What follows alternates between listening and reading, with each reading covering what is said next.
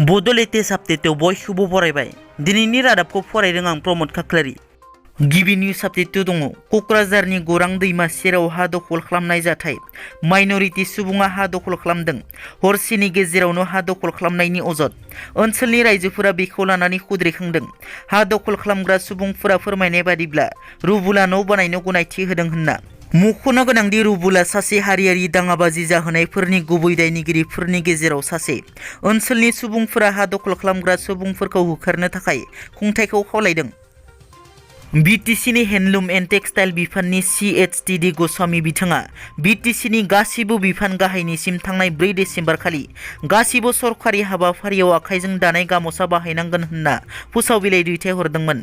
बे फोसाव बिलाइखौ मोननानै बर' रायजोफोरा ससियेल मिडियायाव गोबां सावरायनायखौ नुनो मोन्दोंमोन। बे गामसा बाहायनांगोननि सायाव बिटिआरनि गाहाय प्रमद बर'आ खुगा खेवनानै बुङोदि आं सावरायखांबाय, गिबि मन्थ्रियाबो बुंबाय, बयबो बुंबाय बेबायदि नङा। जेराव गामसा माने मावख'गिरिया लिरनायाव गोरोन्थि खालामदों। गामसा आर'नाइ फाज्रा जेराव जि जनजाति दं बेखौ बेयाव लानो बिथांमोना खोथा सावरायलायदोंमोन। आं 3 केबिनेट मन्थ्रिजोंबो सावरायदों, नाथाय मावख'गिरिफोरा गोबां समाव खोमा होआ। बिनि थाखाय आसामाव बायदिसिना जेंनाया नुजाथियो। गोलाव बोसोर गावनि जिउखौ बावसोमनानै गावनि नखरखौ नागारना बर' हारिनि रैखाथिनि थाखाय हाग्रायाव थांनानै आलादा रायजो बड'लेण्ड सोमावसारनाय बारग' NDPनि सासे गोख्रों दैदेनगिरि बिष्णु गयारी उरुफे जि बिदाय बिथांनि गोथार जुलिया गाजा गोमजायै जानानै थांबाय। बिथाङा गावनि गोदान मोनसे नखर दानो जागायबाय। बिथांनि गोथार जुलिनि सानाव आंनि फारसेनिफ्राय गाहाम हामलायनाय बावहरनाय थाबाय। आसामावबो सफैबाय नामा गिख्रंथाव बेराम अमिक्रनआ? मिथिनो मोननाय बादिब्ला सनितपुर जिल्लायाव अमिक्रन बेरामनि सन्देह गोनां सासे बेरामि मोननाय जादों। बे सन्देह गोनां बेरामिया बालिपारा बुरहागाव सापारिनि। बे बेरामिया 9 सान सिगाङावसो काटार हादरनिफ्राय न' फारसे गिदिंना फैफिनदोंमोन।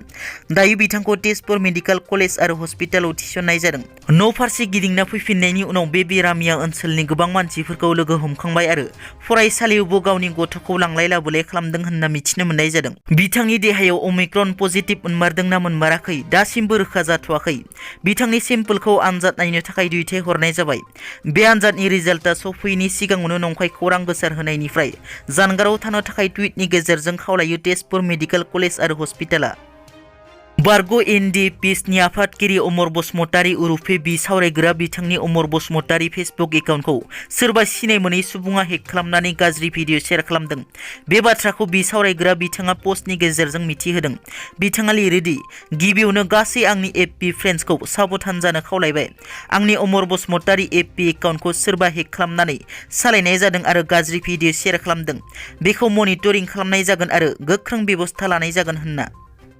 दिनै कामरुप जिल्ला BJP ST मर्चानि बानजायनायाव रङियानि हरदत्त बिरदत्त नब्लाङाव गासै आसामनि बर' महरगिरि आरो मेथाइ रोजाबगिरि बिथांमोनखौ बरायनाय हाबाफारि लादों। बे बरायनाय हाबाफारियाव मेन्देला ब्रह्म, लिपिका ब्रह्म, नितामणि बर', प्रबिन गयारी आरो गोबां बर'नि गोदान गोजाम महरगिरि आरो मेथाइ रोजाबगिरि बिथांमोना बाहागो लायो। दिनैनि रादाबा एसेनोसै। नोंथांमोना जुदि आंनि चेनेलखौ दासिमबो साबस्क्राइब खालामाखै, अन्नानै साबस्क्राइब खालाम। गोजोन्थों।